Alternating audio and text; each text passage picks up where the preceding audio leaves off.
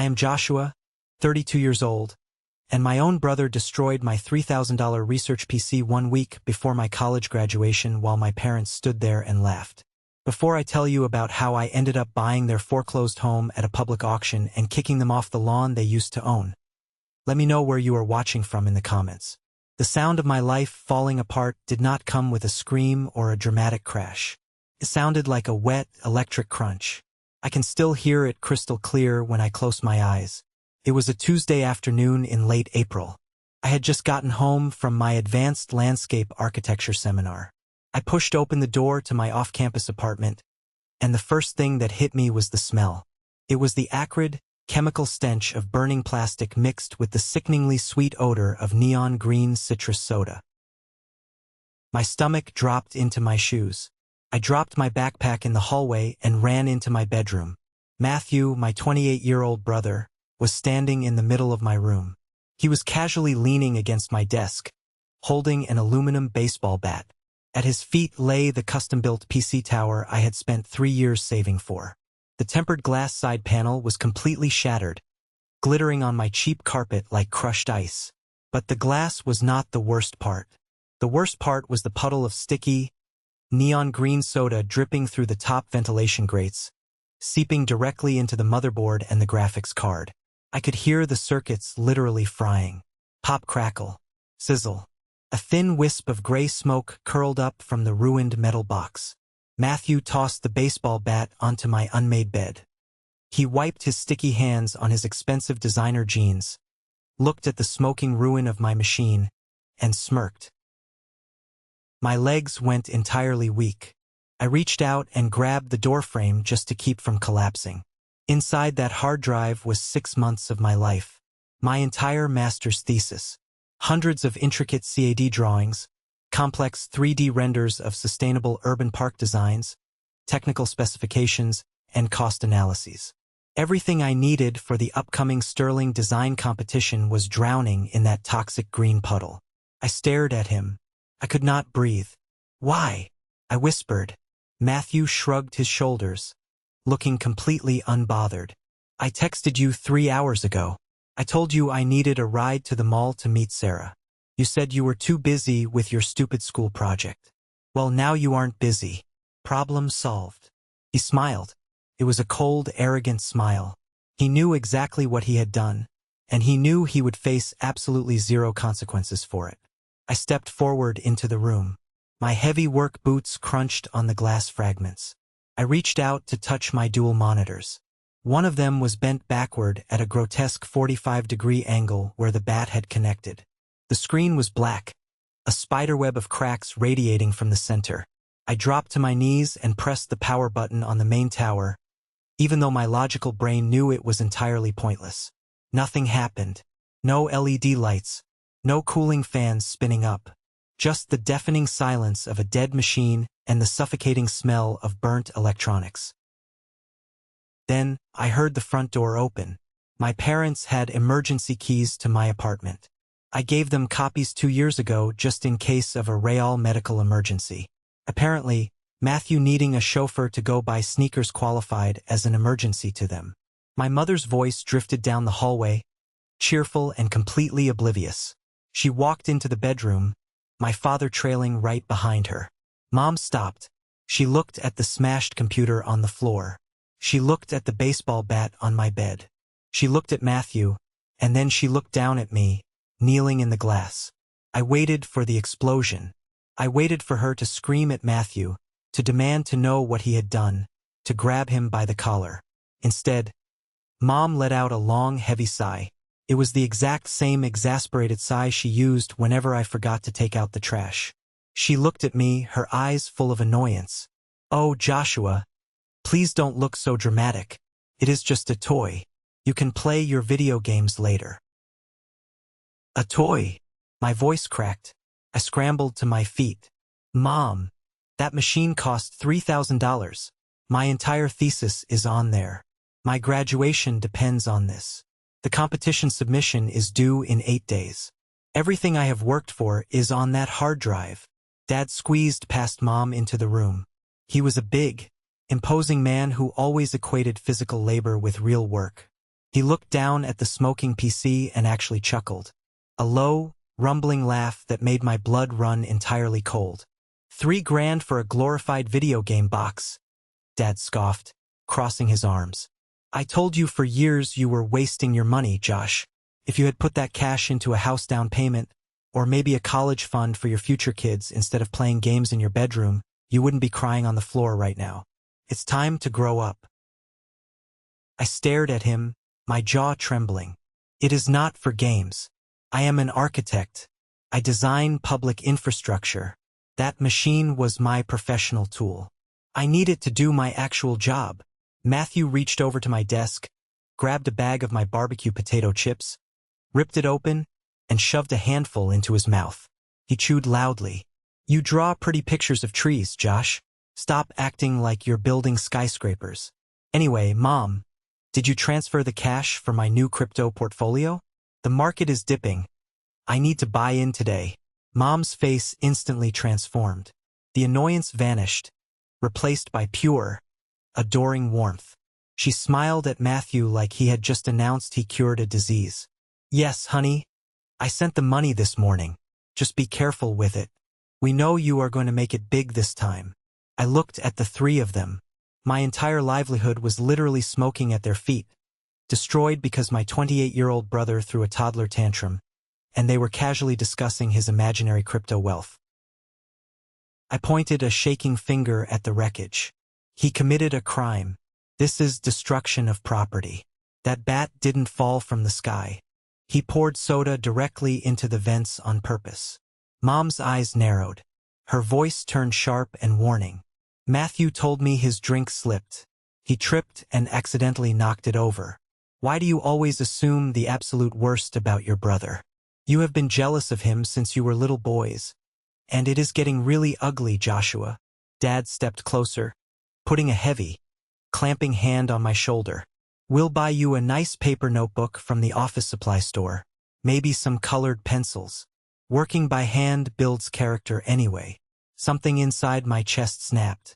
It was not a loud break. It was quiet, like a thick steel cable being severed. The burning rage inside me suddenly cooled into solid ice. I realized right then and there that I did not have parents. I had Matthew's fan club, and I was just the janitor they kept around to sweep up his messes. I shrugged Dad's hand off my shoulder. I stood up straight, looking my father dead in the eye. Get out. The room went dead silent. Mom gasped, clutching her designer purse to her chest. Excuse me? We drove 30 minutes in traffic to bring you leftover lasagna, and this is how you speak to us. Get out. I repeated, my voice dangerously calm. Leave my emergency key on the kitchen counter and get out of my apartment right now. You have 30 seconds before I call the police and press charges for breaking and entering and felony vandalism. Dad's face turned bright purple. He stepped into my personal space. You are kicking your own mother out over a metal box? After we raised you? After we put a roof over your head? You didn't do anything for me? I fired back, not blinking. You paid for Matthew's car. You paid for his 3 failed college attempts. You paid for his crypto scams. I scrubbed diner toilets at 2 a.m. to buy my own textbooks. I built that computer with my own blood and sweat. And now he destroyed it because I wouldn't be his taxi driver. 20 seconds. Matthew's smirk finally faltered.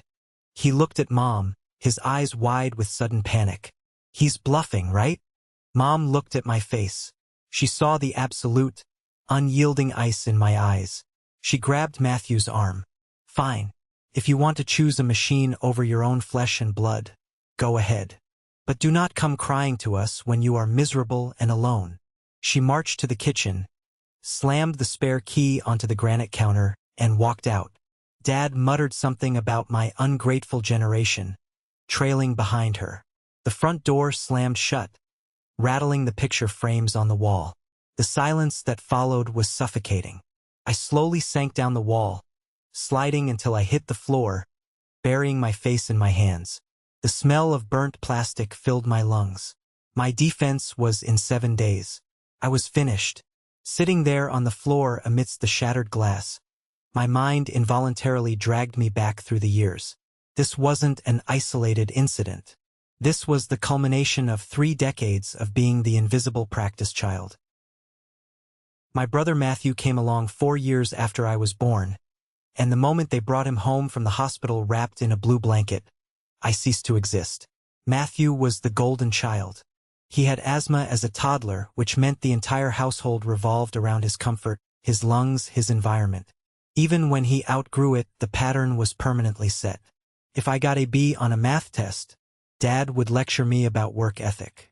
If Matthew failed 3 classes in a single semester, Mom would blame the teachers for not understanding his unique learning style and hire expensive private tutors. When we were kids, Matthew used to break my toys just to see how they worked. He snapped the wheels off my favorite skateboard. He threw my baseball glove into the neighbor's pool. Whenever I cried about it, Mom would just pat my head and say, "Boys will be boys, Joshua. Be the bigger person. You are older." I learned very early on that if I wanted anything in this world, I had to bleed for it myself. By the time I hit high school, the divide was a massive canyon. I wanted to go to a good university to study landscape architecture. My parents told me they couldn't afford to help me with tuition because the economy was tough. I understood. I didn't argue. I went out and got a job at a local diner, working the graveyard shift on weekends. I smelled like bleach, old coffee, and fryer grease for 4 years straight. I saved every single penny. I also worked summer landscaping jobs, hauling 50-pound bags of mulch until my hands were covered in cracked, bleeding blisters. Meanwhile, Matthew turned 18. Suddenly, the economy wasn't so tough anymore. They bought him a brand new car for graduation. They fully funded his tuition at a private university. He dropped out after 2 semesters because the dorm beds were uncomfortable. So they paid for him to try community college. He dropped out of that too. While I was eating ramen noodles in a cramped, freezing apartment, pulling all-nighters to maintain my scholarship, Matthew was living at home rent-free, launching a series of disastrous business ventures. First, it was a drop-shipping company selling cheap watches. Then it was a protein powder pyramid scheme. They drained his leftover college fund to finance his inventory. Every single time he failed, my parents were right there, writing him another check, telling him how brave he was for being an entrepreneur. I never asked them for a dime. I took out student loans that I knew I would be paying off until I was 40. I worked as a teaching assistant. I scrubbed floors. I did whatever it took to keep moving forward. Landscape architecture wasn't just drawing pretty pictures, no matter what my ignorant brother thought. It required massive computing power. To render high-definition 3D models of urban parks, analyze seasonal sunlight patterns, and calculate water drainage systems, you need a serious machine. A cheap laptop from a big-box store would crash attempting to load the base files. I spent 3 years buying parts for that PC. I bought the graphics card on Black Friday. I bought the processor with money I made from a landscaping gig. I bought the motherboard used from a tech forum. I researched every single compatibility metric. I spent an entire weekend assembling it on my living room floor, carefully routing the cables, applying the thermal paste. When I finally plugged it in and the internal lights hummed to life, I actually cried. It was mine. It was the first valuable thing I had ever owned that I had built with my own 2 hands. That machine allowed me to push the boundaries of my master's thesis. I was designing a sustainable green infrastructure park for low-income urban neighborhoods. Native drought-resistant plants, accessible pathways, solar-powered community spaces. It was my masterpiece. My advisor told me I was a shoo-in for the Sterling Design Competition, which came with a $15,000 cash prize and guaranteed interviews at the top firms in the country. All of that blood, all of those diner shifts, all of those blisters, all of those late nights staring at a glowing screen until my eyes burned.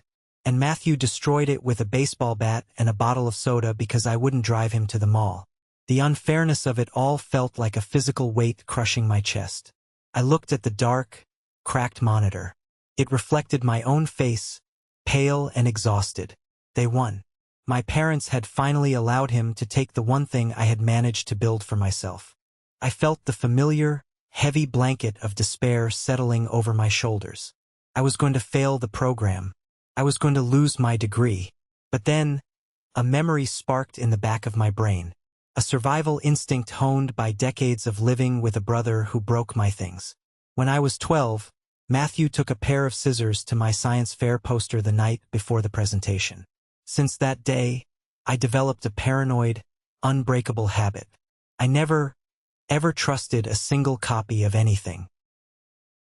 My eyes snapped wide open. I scrambled to my feet, nearly slipping on the glass again. I dropped to my hands and knees and crawled under my heavy wooden desk. It was dark and dusty. I shoved aside the tangled, sticky power cables and the ruined surge protector.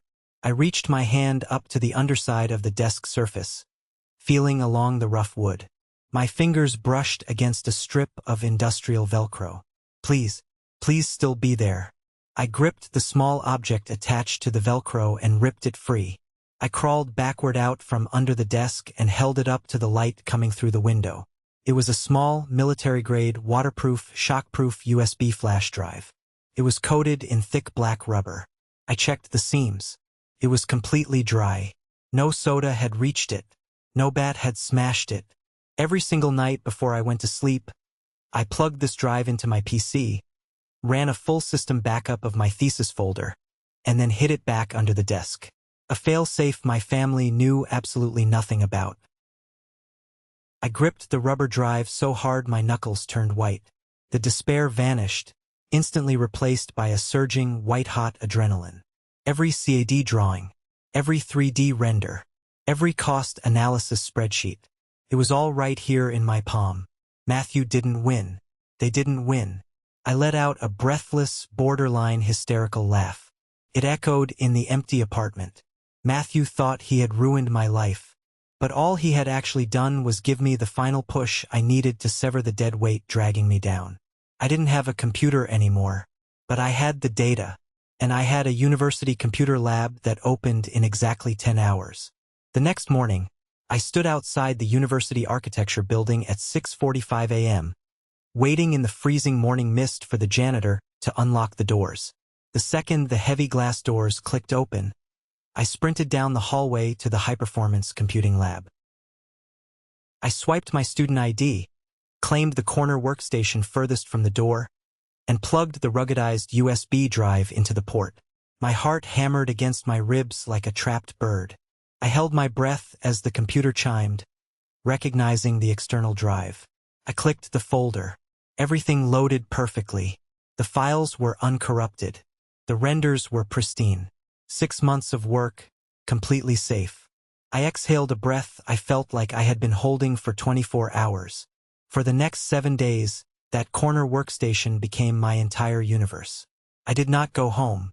I did not sleep in a bed. I lived on 18-hour work stretches. I only left the glowing monitors to use the restroom down the hall and to scavenge the vending machines in the basement for stale peanut butter crackers and lukewarm energy drinks. The lab staff, who usually kicked students out at midnight, saw the wild, manic look in my eyes. The head lab technician, a kind older woman named Maria, noticed I was wearing the same shirt for 3 days. By day 4, she started silently leaving cups of hot black coffee and deli sandwiches next to my keyboard. She never asked questions. She just nodded at me. I refined every single detail of my thesis. I tweaked the lighting on the 3D renders until they looked like high-resolution photographs. I double-checked the structural load calculations for the solar pavilions. I practiced my defense presentation in my head while I stared at the ceiling during my 2-hour power naps, using my backpack as a pillow. I ran entirely on spite. Every time my eyes drooped, every time my brain begged for rest, I pictured my father laughing at my destroyed computer. I pictured my mother calling it a toy. I pictured Matthew chewing potato chips while my future burned. The anger was a furnace inside me, keeping me awake, keeping me sharp. On the 8th day, the morning of my thesis defense, I walked into the university gym, took a freezing cold shower, put on the one cheap suit I owned, and walked into the presentation hall. The panel consisted of 5 senior professors, including the notoriously strict department chair, Professor Davis. They sat behind a long oak table, their pens poised over legal pads, ready to tear my project apart. I stood at the podium. I didn't feel nervous. I felt untouchable. I clicked the remote, and my first slide projected onto the massive screen behind me. The defense lasted exactly 90 minutes. It was flawless. I didn't just recite facts. I told a story about community, about reviving dead concrete spaces into breathing, living ecosystems. When I showed the seasonal variation renders, how the park transformed from a lush summer canopy to a stark, beautiful winter landscape that still managed stormwater runoff, I actually heard one of the professors gasp softly. They threw their hardest questions at me. Budget overruns? I had the contingency spreadsheets. Soil contamination? I cited the specific bioremediation plant species I included in the design. I knew every square inch of my project because I had bled for it. When it was over, Professor Davis took off her reading glasses and set them on the table. She looked at me for a long, silent moment. The room was totally quiet. "Joshua," she said, her voice echoing slightly in the large room, "your approach to accessible design shouldn't just be praised. It should be the standard that this university teaches moving forward. This is the most thorough, structurally sound, and visionary sustainability analysis I have seen from a graduate student in my entire career here." The panel nodded in agreement. I had set a new benchmark for the program. 2 days later, the results of the Sterling Design Competition were announced via a massive email to the entire department. First place, Joshua Mitchell, $15,000 cash prize. I was sitting in a local diner when I read the email on my phone. I didn't cheer. I didn't jump up and down. I just stared at the screen, tears silently tracking down my face, dropping onto the cheap laminate table. I had done it. They tried to break me, they tried to sabotage me, and I had still won. Before I even walked across the stage in my cap and gown, I had 3 solid job offers. Top-tier landscape architecture firms in the city were fighting over me. I accepted a mid-level design position at Harrison & Associates, a prestigious commercial firm. Starting salary, $75,000 a year, full benefits, 401k match, and a clear path to partnership. To a guy who had spent years scrubbing toilets for minimum wage, it felt like I had just won the lottery. Graduation day was a blur of sunshine, cheering crowds, and flying caps. As I stood on the stadium grass in my black robe, holding my heavy diploma, I looked up at the massive bleachers. Thousands of parents were waving signs, holding balloons, screaming their children's names. I scanned the crowd. There were 3 empty seats in Section D where my family should have been. I hadn't sent them tickets. I hadn't even told them what day the ceremony was. For about 5 seconds, a sharp, bitter ache flared in my chest. The little boy inside me still just wanted his dad to be proud of him. But then I remembered the shattered glass. I remembered the spilled soda. The ache faded, replaced by an overwhelming, brilliant sense of freedom. They didn't deserve to be here. They didn't build this. I did. I turned my back on the empty seats and walked toward my future. 3.5 years passed. Complete radio silence. It was as if my parents and I had mutually signed a silent treaty to pretend the other didn't exist. No angry texts, no guilt-tripping voicemails on holidays. Just peace. And in that peace, I thrived in a way I never thought possible. I threw myself into my work at Harrison & Associates. I was hungry, and I was relentless. I didn't just design parks. I designed massive corporate campus landscapes, city plazas, and waterfront revitalizations. Mr. Harrison, the firm's founder, took me under his wing. He saw the grit in me. Within 1.5 years, I was promoted to senior designer. Within 3 years, my salary broke the 6-figure mark. I bought a beautiful modern townhouse in a quiet neighborhood. I finally paid off the last of my student loans. The anxiety that used to live in my chest, the constant fear of the other shoe dropping, of coming home to broken possessions, completely evaporated. And then I met Chloe. I met her at an art gallery opening I was dragged to by a colleague. She was a graphic designer, fiercely independent, with a sharp wit and kind, observant eyes. Unlike the chaotic, screaming dynamic of my family, Being with Chloe was like sitting by a warm, quiet fire. We didn't play games. We supported each other. When I told her about my family, about the destroyed computer and the estrangement, she didn't look at me with pity. She just held my hand and said, "I'm glad you protected yourself." We got engaged on a rainy Sunday morning in our kitchen, drinking coffee. Life was incredibly stable. It was good. Then, on a Tuesday evening, just as I was reviewing some blueprints at my dining table, my cell phone buzzed. The caller ID showed an unknown number. Usually, I ignore those, but something compelled me to swipe accept. "Hello, Joshua? Is that you, boy?" The voice was raspy, thin, and weak, but I recognized it instantly. My heart skipped a beat. Grandpa! It was my dad's father. Growing up, Grandpa Arthur was the only person in that family who ever made me feel seen. He was a retired master carpenter. He used to take me out to his workshop, sit me on a wooden stool, and teach me how to read a tape measure and sand down rough oak. He was the one who taught me that working with your hands was honorable, but only if you respected the tools. After the blowout with my parents, I lost touch with the extended family. I assumed Dad had poisoned the well, telling everyone I was crazy or unstable. "It's me, kid," Grandpa coughed, a wet, rattling sound that made me wince. "I tracked down your number from your Aunt Clara. I need to see you, Josh. It's important." 2 days later, I drove out to a rundown diner on the edge of town, not far from where Grandpa lived. When I walked into the booth, I barely recognized him. The strong, barrel-chested man who used to swing me around was gone. He was terrifyingly frail, his skin paper-thin and slightly yellow. He had an oxygen tube looped over his ears. I slid into the booth across from him.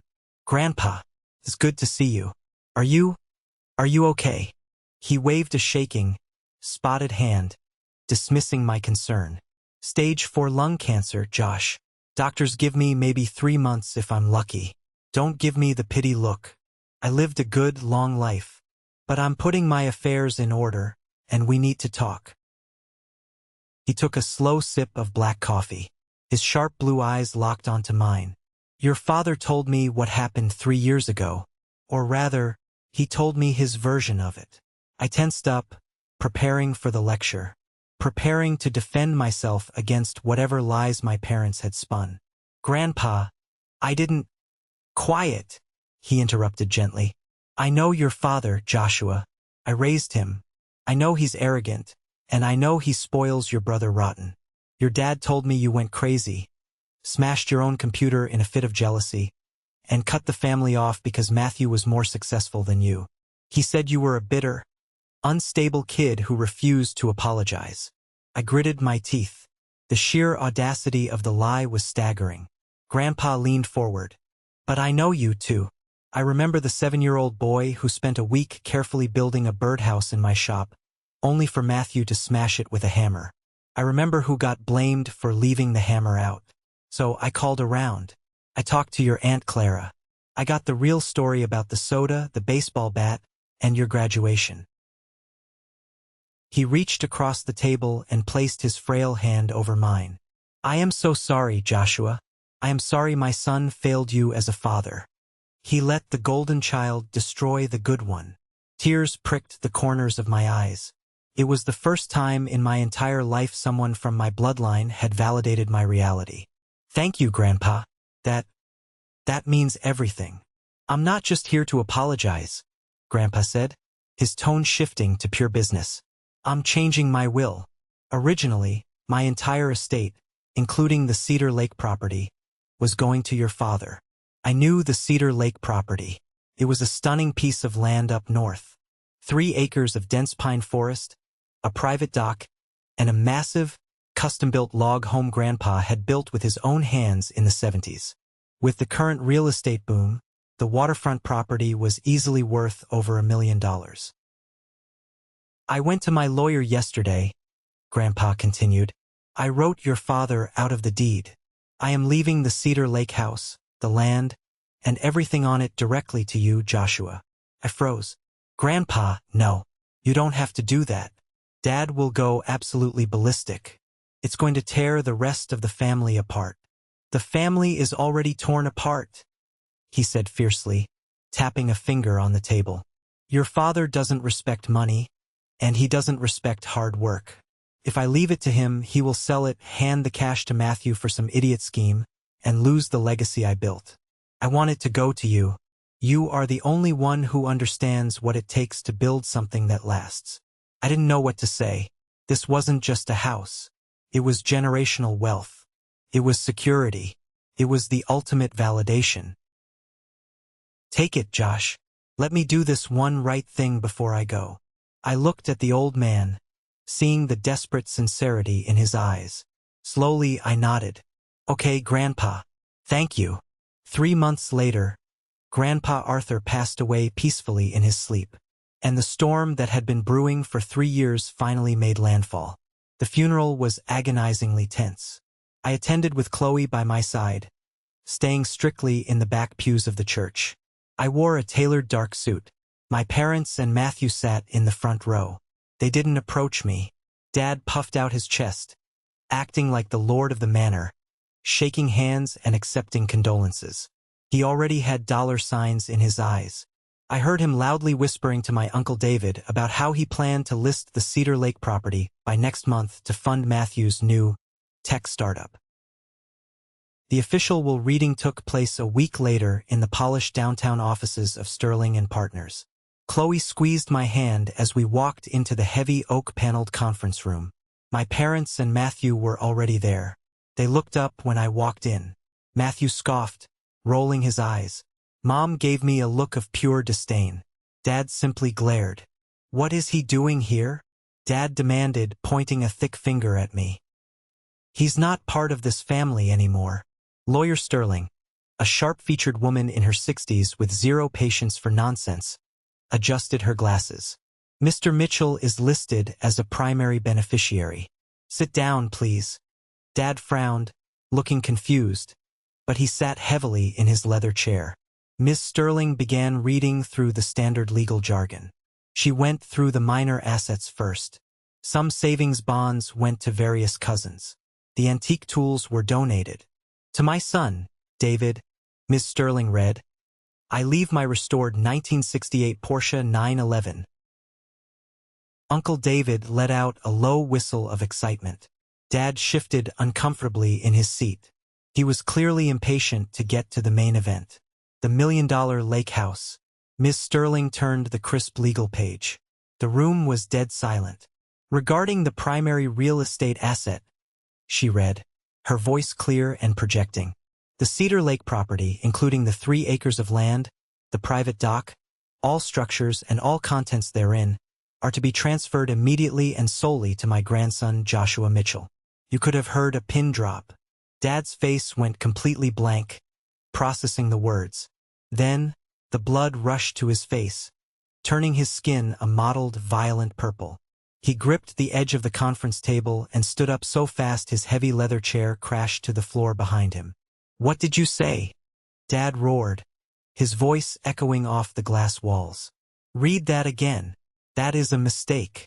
That house is mine. I am the eldest son. There is no mistake, sir, Miss Sterling said calmly, not intimidated in the slightest. She looked down at the document. Your father included a personal addendum. I quote, This property goes to Joshua in hopes that it serves as the foundation he deserves, and never received from his own father. Joshua knows the value of hard work. The rest of you only know the value of a handout. Matthew leaped up from his chair. He stole it. That snake got to Grandpa and manipulated him. That is my inheritance. We were going to use that money for my app. Mom burst into dramatic, heaving sobs. It was her classic performance. Maximum noise, zero actual tears. She pointed a trembling finger at me. How could you do this, Joshua? How could you poison a dying old man against his own family? You are evil. You are truly evil. I sat perfectly still. 3 years ago, this screaming match would have sent me into a panic attack. Now, I just felt exhausted by their predictability. I am contesting the will, Dad screamed, slamming his fist on the table. I will tie this up in probate court for 10 years. I will sue you for undue influence. You manipulated a sick man with dementia. Ms. Sterling finally lost her polite demeanor. She slammed her folder shut. The sharp crack made Dad flinch. You will do no such thing, Ms. Sterling snapped, her voice cold as steel. Arthur anticipated this exact temper tantrum. 2 days before he signed this updated will, I had him evaluated by 2 independent, board-certified psychiatrists. Both signed sworn affidavits stating Arthur was of perfectly sound mind, fully competent, and under zero duress. Furthermore, I have a video recording of Arthur explicitly stating his reasons for disinheriting you, detailing your financial enabling of Matthew.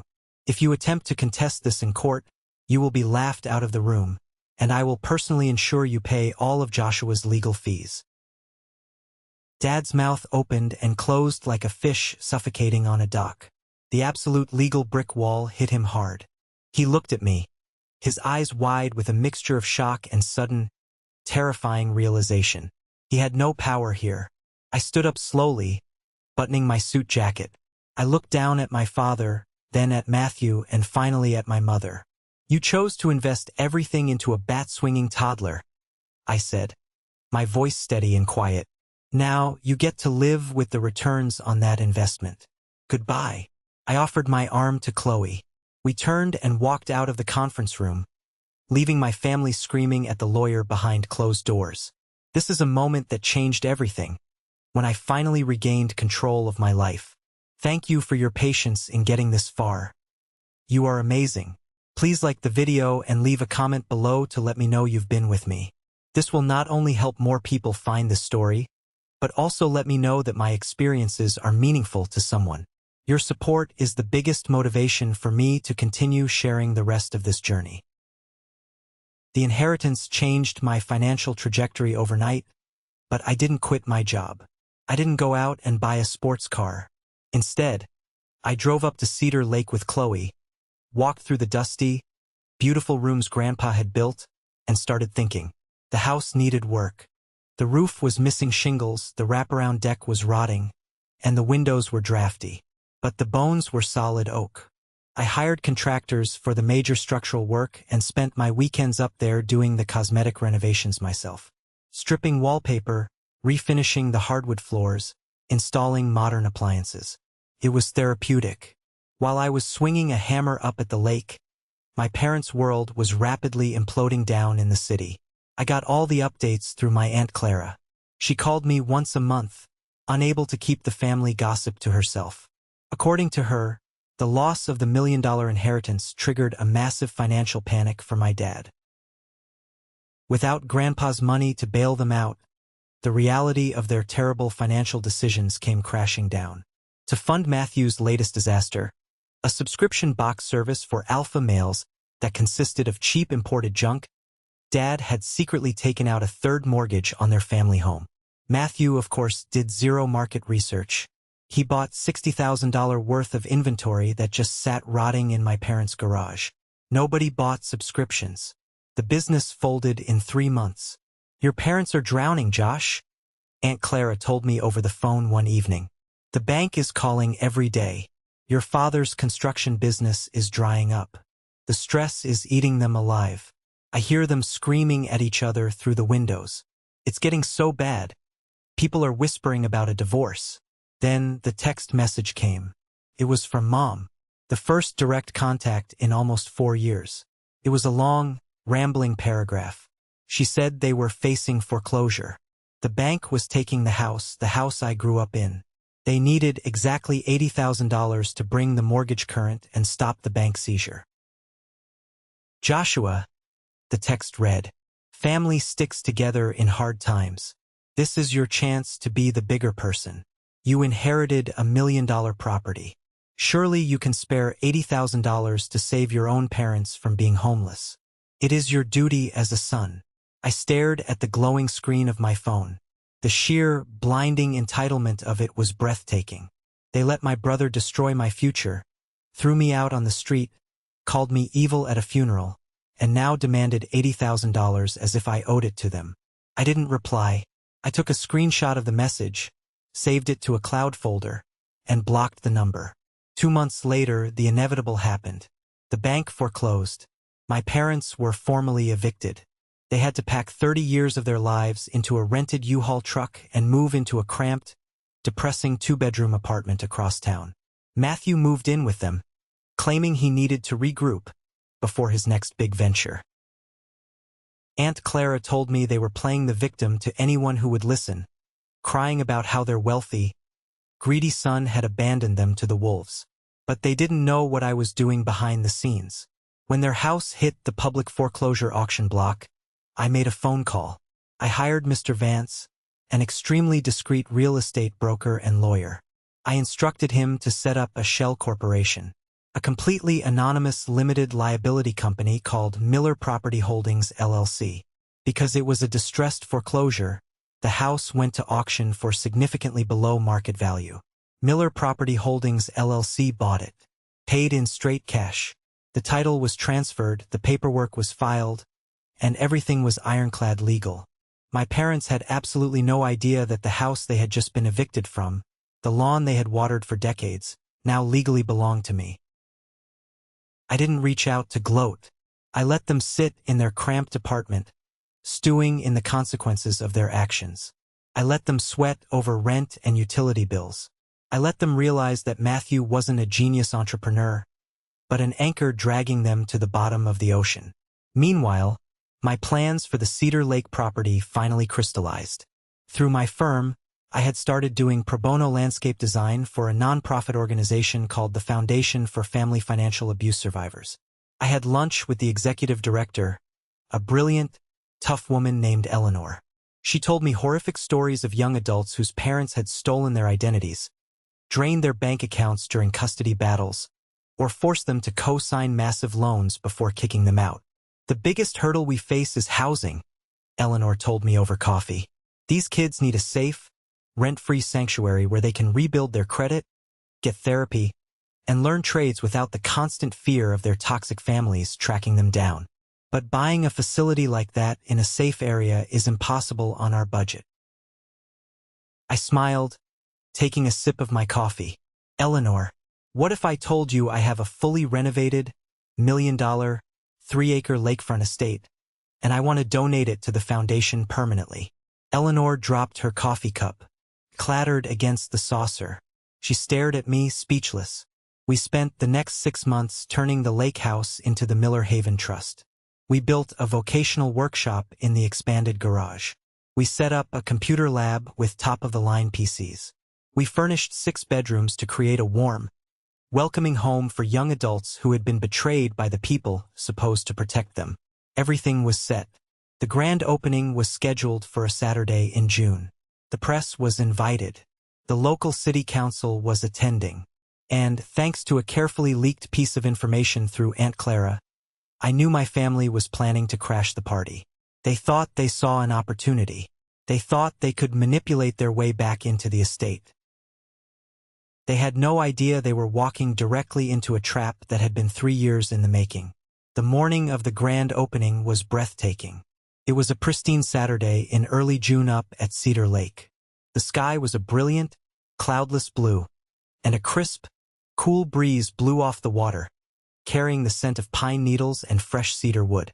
I stood on the newly constructed wraparound deck of the Miller Haven Trust, holding a cup of hot black coffee, just listening to the quiet rustle of the trees. For the past 8 months, my entire life outside of the design firm had been poured into the foundation of this property. The transformation was absolute. The rotting wood was replaced with weather-resistant composite decking. The drafty old windows were swapped for energy-efficient, soundproof glass. We had completely overhauled the plumbing, upgraded the electrical grid, and installed a state-of-the-art security system. The massive garage where Grandpa used to build cabinets was now a fully equipped vocational training center. Eleanor, the executive director of the foundation, walked up the wooden stairs and stood beside me. She was holding a clipboard thick with schedules, press releases, and vendor lists. She looked out over the 3 acres of manicured lawn, the vibrant gardens of native drought-resistant plants I had designed, and the private dock sitting peacefully on the water. "You did it, Joshua," Eleanor said softly, her voice thick with emotion. "You actually did it. You built a fortress." I took a slow sip of my coffee. "We did it, Eleanor. And Grandpa Arthur gave us the ground to build it on. Today is about the kids." By 9 in the morning, the property began to fill with life. We had invited local city council members, major philanthropic donors, community leaders, and a few local news reporters who were setting up their cameras near the front gate. Caterers were carrying trays of fresh pastries and carafes of juice into the main dining hall. But the most important people there were the first cohort of residents. 6 young adults, ranging from 18 to 24 years old.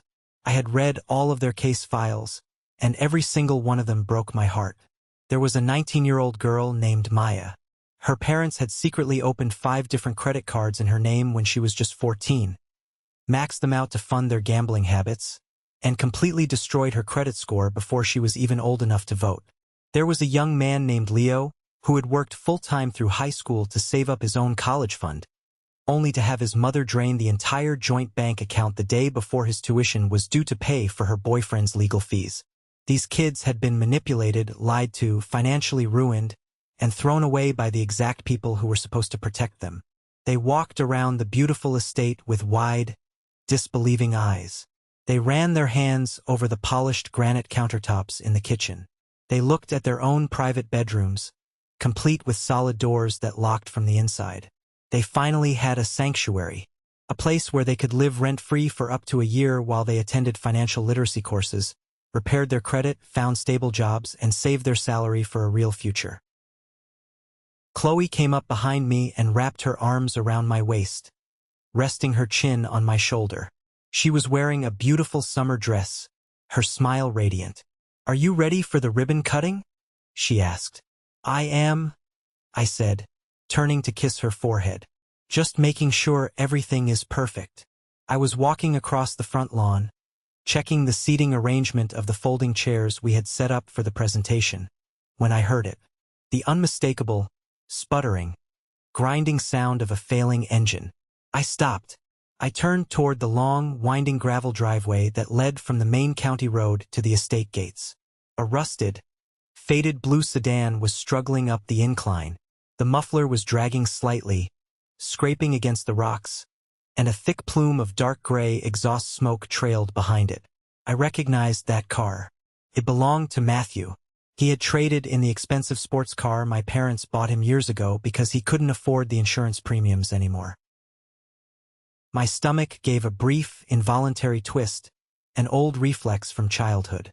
But I took a deep breath, and my pulse instantly steadied. The anxiety was gone. I was not the terrified college student kneeling in spilled soda anymore. I was the owner of this land. The rusted sedan lurched through the open iron gates and parked awkwardly half on the grass, right next to a gleaming news van. The doors creaked open with a loud metallic groan. My parents and Matthew climbed out. The sheer physical degradation of all 3 of them was shocking. It had been over 3 years since the funeral, and they looked like they had aged a decade. Dad had gained a significant amount of weight. His face was red and bloated, his posture slumped, the arrogant puff of his chest completely gone. He was wearing a polo shirt that was frayed at the collar. Mom looked hardened, fragile, and exhausted. Deep, bitter lines bracketed her mouth. The expensive salon haircuts and designer purses were gone, replaced by unkempt hair and a faded cardigan. And then there was Matthew, the golden child. He looked terrible.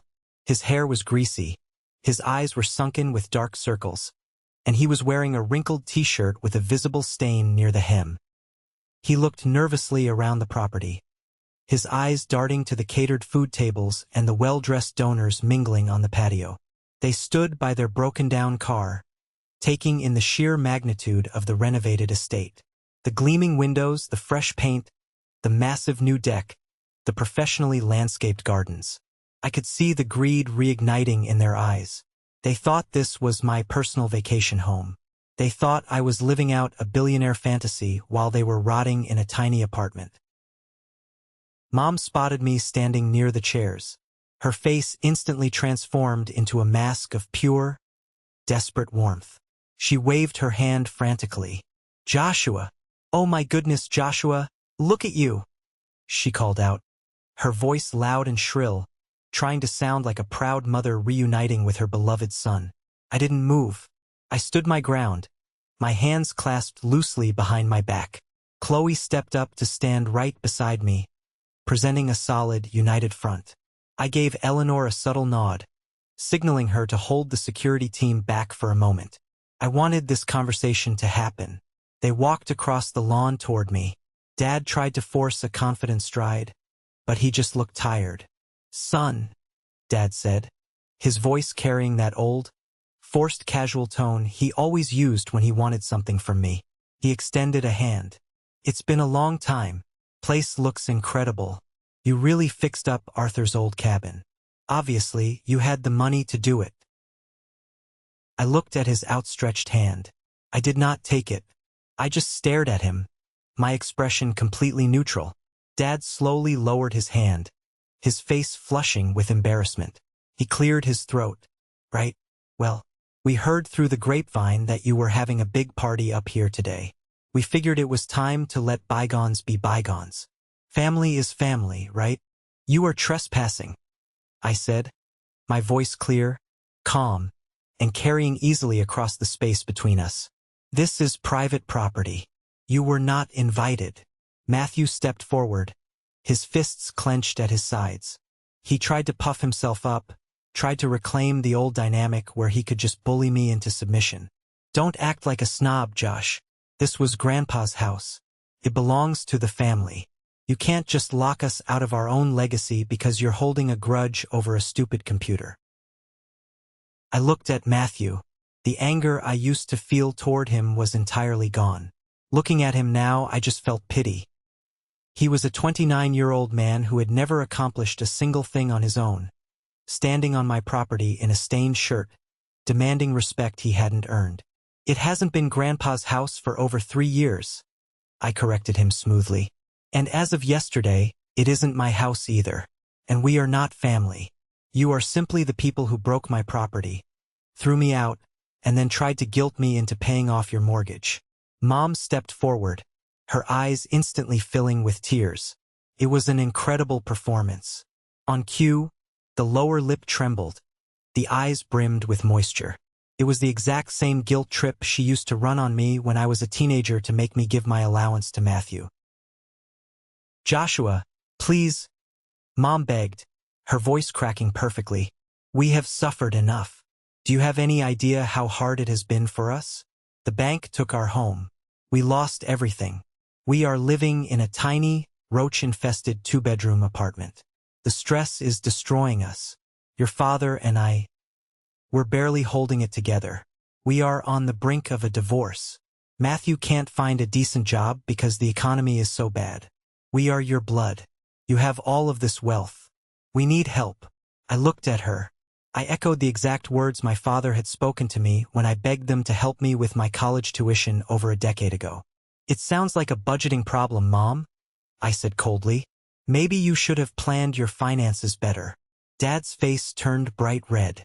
The polite facade shattered. "You arrogant little punk. We came here to offer you an olive branch. We are willing to forgive you for humiliating us at the funeral. We are willing to forgive you for abandoning us in our time of need. We are ready to be a family again."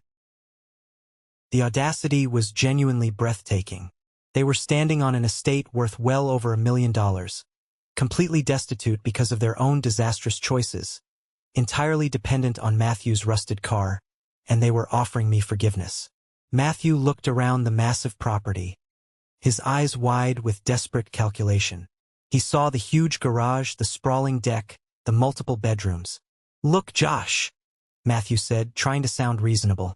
"You obviously have a huge place down in the city. You work all the time. You can't maintain a massive estate like this by yourself. Let us move in here, just temporarily, to get back on our feet." Mom nodded vigorously, eagerly jumping onto Matthew's terrible idea. "Yes, exactly. It would be perfect. We could be the caretakers. Your father can fix things around the property. I can cook and clean for you when you visit. Matthew can handle the landscaping. You wouldn't have to hire expensive strangers. Family looking after family. We would earn our keep. I looked at the three of them. I really looked at them. They hadn't changed one single bit. The poverty hadn't humbled them. Losing their house hadn't taught them a lesson. They still viewed me exactly as they always had, as a resource to be extracted, a bank to be robbed, a safety net they felt utterly entitled to fall into whenever their own terrible decisions caught up with them. They genuinely believed that they could just walk back into my life, take over this $1 million estate, and turn me back into their personal ATM. You want to live here?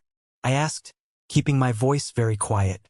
Dad's eyes lit up with desperate hope. He actually smiled. It would solve everything, son. It really would. It would help us so much, and it would be good for you to have your family around again. We could start over. I understand, I said. I turned away from them and pointed toward the front gates.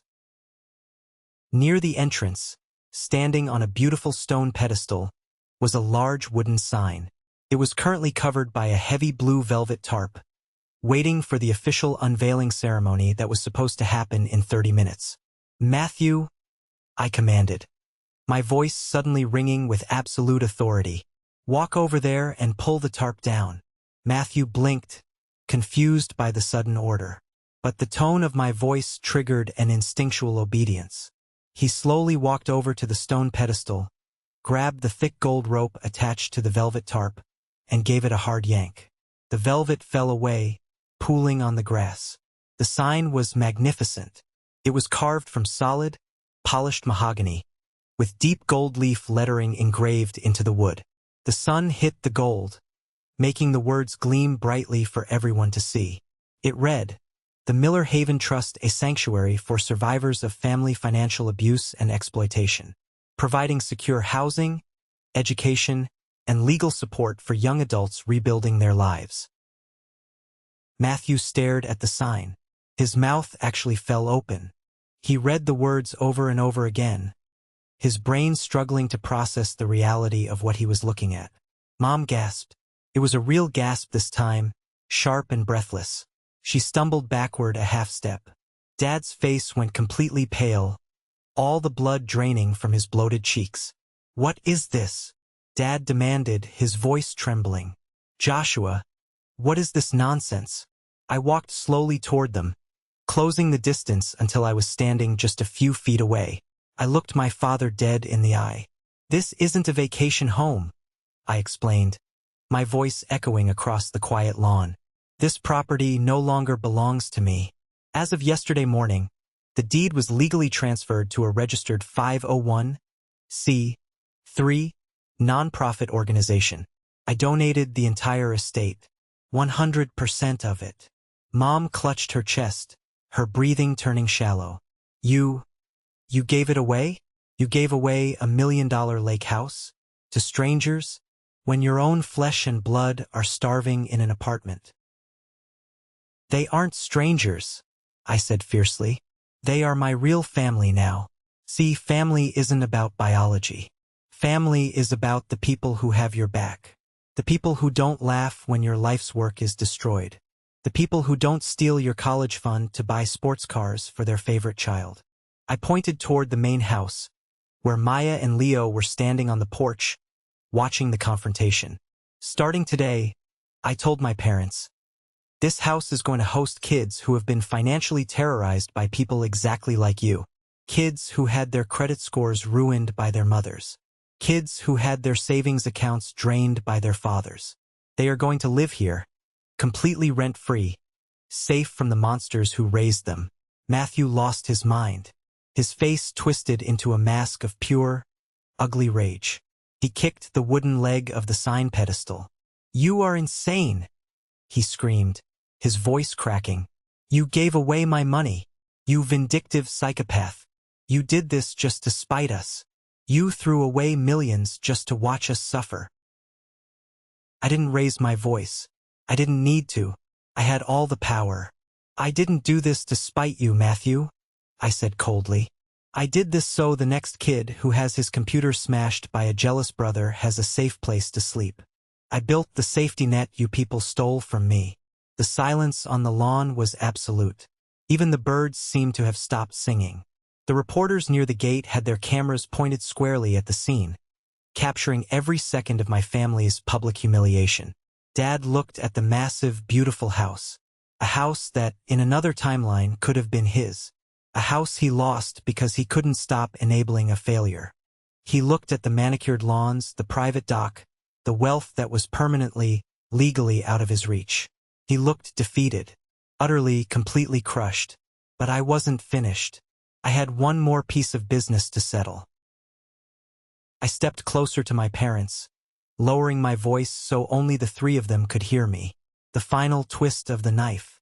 "You know, Mom, you sent me a text a few months ago," I whispered. "You told me the bank was foreclosing on your house. The house you lived in for 30 years. The house I grew up in. You begged me for $80,000 to save it."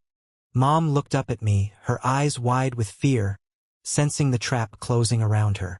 "Yes, and you ignored me. You let us lose our home." "I didn't ignore you," I said softly, a cold smile touching the corners of my mouth. "I just didn't want to give you the cash to waste on another one of Matthew's failed subscription boxes." I paused, letting the silence stretch out, letting the anticipation build. "When your house went to the county foreclosure auction," I continued, enunciating every single word with lethal precision, "it was purchased by an anonymous shell corporation called Miller Property Holdings, LLC. They paid cash. Bought it for pennies on the dollar." Dad's eyes widened. He stopped breathing. The gears in his head finally clicked into place. "I am the sole proprietor of Miller Property Holdings, LLC," I whispered. "I own your house. I hold the deed. I bought it, I gutted it, and I am renting it out to a lovely young couple with 2 golden retrievers. They pay their rent on time every month." The psychological impact of those words was like a physical shockwave hitting them. My mother let out a small, strangled whimper and covered her mouth with both hands. Her knees actually buckled slightly, and Dad had to grab her arm to keep her from collapsing onto the grass. The realization that the son they had abused, neglected, and thrown away now legally owned the very walls they used to sleep inside was too much for their arrogant minds to process. I didn't just survive their abuse. I owned their past. "You," Dad choked out, his voice a hoarse, ragged whisper. "You bought our house." "I bought an investment property," I corrected him smoothly. "And now I need you to get off my land, before I have the police arrest you for criminal trespassing." I turned my back on them. I didn't wait to see them leave. I walked back up the stairs of the deck, took Chloe's hand, and walked into the dining hall to greet the donors. I watched through the massive bay windows of the dining hall as the aftermath unfolded on the front lawn. My parents and Matthew stood completely frozen for a long minute.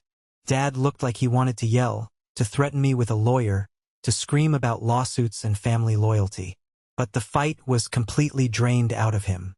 The absolute reality of his powerlessness had finally broken his ego. He had no money, no leverage, no legal standing, and no house. Mom was weeping, and for the first time in my life, I knew the tears were absolutely real. They were tears of profound regret, not for how she treated me, but for the wealth and comfort she had permanently lost access to. And then, the beautiful poetry of toxic families playing out their inevitable conclusion happened right there in the driveway. Matthew, realizing that his parents were completely bankrupt and could no longer serve as his personal ATM, instantly turned on them. I couldn't hear the words through the soundproof glass, but I could see the vicious argument. Matthew was screaming at Dad, pointing a finger in his face, blaming him for losing the inheritance, blaming him for the foreclosure. Dad yelled back, finally showing a spark of anger toward his golden boy, shoving Matthew in the chest. Mom stood between them, sobbing hysterically, trying to keep her fractured, toxic world from crumbling. It was pathetic. A nest of vipers finally turning their fangs on each other because they had run out of prey. Eventually, Matthew threw his hands up in disgust, got into the driver's seat of the rusted sedan, and slammed the door. Mom and Dad hurriedly climbed into the back, looking like exhausted, defeated prisoners. The engine coughed, spat a cloud of black smoke, and the car slowly crawled down the gravel driveway, through the iron gates, and disappeared down the county road. That was the last time I ever saw my family. The grand opening of the Miller Haven Trust was a massive success. The local news ran a beautiful segment on the evening broadcast, highlighting the stories of financial abuse and the sanctuary we had built. Donations poured into the foundation over the next few weeks, allowing us to immediately begin planning a second housing location closer to the city. Time moves differently when you aren't constantly waiting for an attack. 6 months flew by in a blur of peace and productivity. The first cohort of young adults at the Haven flourished. Maya, the girl whose credit was ruined by her parents, secured a job at a local graphic design firm and, with the help of our pro bono financial advisors, successfully disputed the fraudulent credit cards and started building a real savings account. Leo finished his vocational training, got his welding certification, and started pulling in a fantastic salary at a manufacturing plant. Watching them take control of their lives was the most fulfilling experience I had ever known. As for my biological family, I didn't actively seek out information, but Aunt Clara, true to her nature, called me a few days before Thanksgiving with the final update. The ultimate, ironic twist to their story. "It's over, Joshua," Aunt Clara said over the phone, her voice a mix of sadness and vindication. "The entire family unit has imploded." "What happened, Aunt Clara?" I asked, sitting on my living room couch with my rescue dog resting his head on my lap. "Your parents are getting a divorce," she revealed. "The stress of the tiny apartment and the debt finally broke them. Your mother moved out and is staying on a friend's couch." "But that's not the craziest part." I raised an eyebrow. "Worse than a divorce?" "Your father actually hired a cheap lawyer," Aunt Clara said, letting out a dry chuckle. "He is officially suing Matthew for fraud. He claims the $60,000 he pulled out of the house equity from Matthew's subscription box business was a formal loan, not a gift, and he is trying to garnish Matthew's wages to get it back. Assuming Matthew ever actually gets a job, that is. They are viciously tearing each other apart in mediation." I leaned back against the cushions, staring at the ceiling. The poetic justice of it all was almost cinematic. For 30 years, my parents had enabled Matthew's delusions, funded his failures, and protected him from every consequence, even at the cost of my future. And now, the very monster they had lovingly created was the one destroying them in a courtroom. They had finally been forced to drink the poison they spent decades brewing. "Thanks for telling me, Clara," I said quietly. "I hope they find whatever peace they deserve." I hung up the phone, blocked the thought of them from my mind, and went back to planning my wedding. Chloe and I got married the following spring. We didn't want a massive, stressful event in a stuffy cathedral. We wanted it to mean something. We held the ceremony up at the Cedar Lake property, right on the expansive green lawn overlooking the water. It was a beautiful, intimate afternoon. The sun was warm, and the breeze off the lake made the pine trees sway gently. We invited 50 of our closest friends and colleagues. Mr. Harrison, my boss and mentor, was there, beaming with pride. Eleanor was sitting in the front row, dabbing her eyes with a tissue. Maya, Leo, and the rest of the kids from the Miller Haven program attended, helping to set up the chairs and organize the catering. They felt more like my younger siblings than Matthew ever did. Aunt Clara and Uncle David came, representing the only fragments of my bloodline that I still respected. As I stood under the floral archway, watching Chloe walk down the grass aisle in her simple, elegant white dress, a profound sense of clarity washed over me. I looked at the crowd of people smiling back at me. I looked at the massive, sturdy house Grandpa Arthur had built, now serving as a beacon of hope for kids who needed it most. I didn't miss my parents. I didn't miss my brother. I didn't feel a single ounce of guilt for leaving those empty chairs at my college graduation, or for locking them out of this estate. Because looking out at that crowd, I realized I hadn't lost a family at all. I had simply pruned away the dead, rotting branches so the healthy parts of the tree could finally grow. I had built my own family, a family based on mutual respect, unconditional support, and actual love, not just the random accident of shared genetics. We said our vows as the sun began to set over the lake, painting the water in brilliant shades of orange and gold. When the officiant pronounced us husband and wife, the cheers from our chosen family echoed across the water, loud and joyful. I was 32 years old. I had a career I loved, a woman who understood my soul, a legacy that was actively changing lives, and a heart that was finally free of the heavy, toxic chains of my past. Before I end this video, I want to take a moment to talk about what this entire journey really means. The hardest lesson I ever had to learn, and it's one that goes against everything society conditions us to believe, is that blood does not equal obligation. We are taught from a very young age that family is everything, that you must forgive unconditionally, and that you must set yourself on fire just to keep your relatives warm. But financial abuse is real. Emotional manipulation is real. When parents use one child as a bank account or an emotional punching bag to enable the destructive behavior of a golden child, that is not love. That is exploitation. You have the absolute right to draw a line in the sand. Walking away from toxic family members doesn't make you a bad person. It makes you a survivor. Protecting your peace, your finances, and your mental health is the most vital responsibility you have to yourself. True family is built on respect, reciprocity, and safety. If the people who share your DNA cannot offer you that, you are allowed to build a table of your own and invite people who actually value your presence. I want to know your thoughts on this. Have you ever had to set a difficult boundary with a toxic family member to protect your own future? How did you find the strength to walk away? Share your perspective in the comments below. Or, if this story resonated with you and you value the lessons shared here today, simply leave the word good in the comments so I know this connected with you. Thank you so much for listening to my story. Stay strong, protect your peace, and I will see you in the next one.